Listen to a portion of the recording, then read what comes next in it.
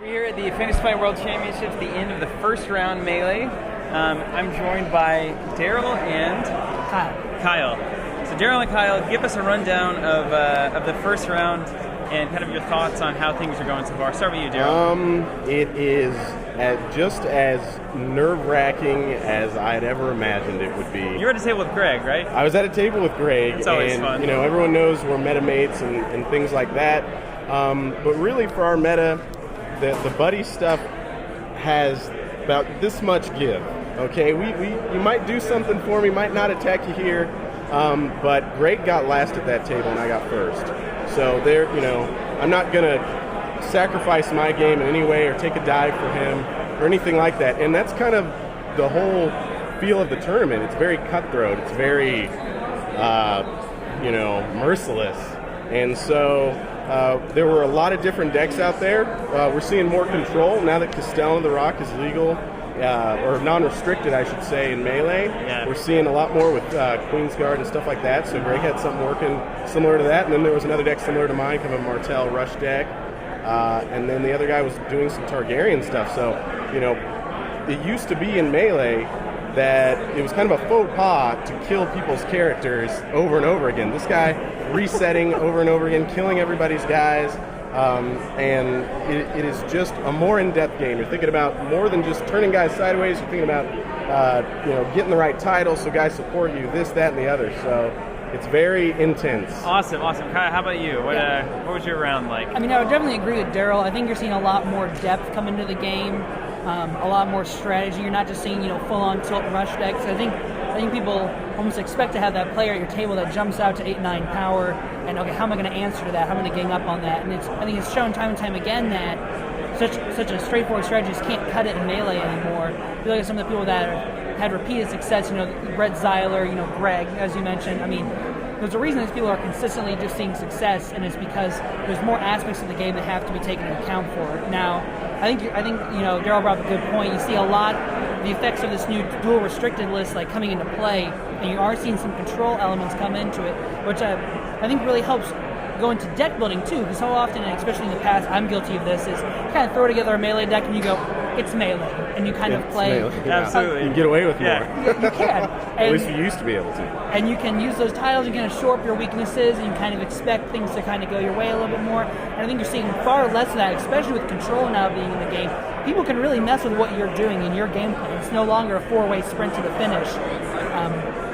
So I think that's really key. And like you said, it is cutthroat. I mean, Worlds used to always be Gen Con, and now it's here, and to have that second major tournament, I feel like my stomach's in knots, and it's like, oh, man. I haven't had this feeling for a month or two now, and it's very good. I definitely enjoy being back in that competitive field one more time for the season. So now at Gen Con we saw, 3 Baratheon aside, just rush decks, and really a Targ rushy kind of deck.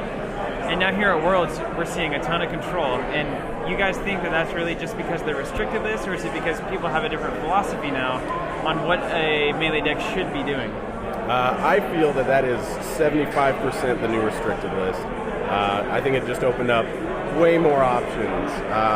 There's still one more card that's on that Melee restricted list I feel shouldn't be, and that was Narrow Escape. I just really felt like, another player's going to have to trash his hand, and most of the time 3 guys will be talking, and 1 guy will trash his hand, and I felt like that wasn't something that could be too abused. But yeah, definitely the new restricted list putting Make an Example and Superior Claim both on the restricted list, as well as the Conclave, really threw a cog in a lot of those, I'm at 4 power, I know I can win the game on this turn type thing, trying to get as fast as you can to 15. So give me just real quick to finish up here, give me a quick rundown of what exactly your deck's trying to do in the Melee. She said the Martel Rush deck. Right.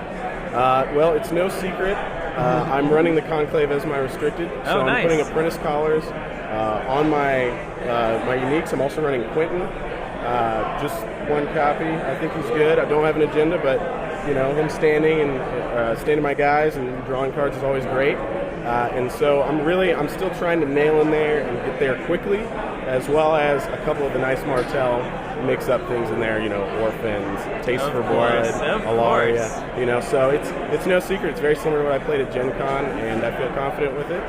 And that's pretty much it. Awesome, and Kyle, how about yourself? I'm kind of along with Darryl. I'm running the same stuff I ran at Gen Con. it's a dragon. And go right now, player 15 minutes in the round. Pretty rush oriented. I still believe. See, that was my philosophy going into this. So I thought you were going to see a lot of control on this game. I've played since the CCG days, and you see that balance of power tends to swing back and forth. And I think, like you said, Melee has been so rush oriented for so long that it's coming back down. My thought was, well, if people are going to start teching for control and slowing down, I'm like, my deck is very resilient. I run a lot of dupes. I don't run a lot of abilities that don't necessarily need to trigger. As long as they can kind of do their thing, I can win. A lot of quick surprise power grab. And I think that's really something that can play well in Melee, because if they look and they can see on the board, okay, he can claim the 6 power he needs to win, kind of like Darryl was saying, they can see that shot, they're going to gang up on you.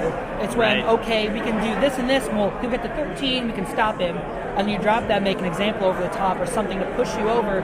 I think that's another great way of dealing with that. So my thought is, rush can still be viable, but you have to almost beat the control. It's kind of like in a joust game with those slow locks. You have to get there before they do. Yeah, you just got to take it in stride and hope they don't get what they need. And run that resilience, which I think, you can't run as fast and loose with rush. It has to be thought out. Kind of like Baron Noble. I know Ben Chirps is running it. I don't know about, I'm sure there's a couple others out there, but that's another good option because, they can't really be killed. You got a lot of saves, you got a lot of recursion. There's resilience there, and that's what it needs to be. It needs to be a sustainable rush that can get through that initial wave of resistance and keep on coming. Nice. So I think you're going to see rush in a different breed in the future. Definitely. Awesome. Thanks so much, guys. No really problem. appreciate Thanks it. for having us. We'll keep up with you, and we'll hopefully talk with you more this weekend. Sounds good, man.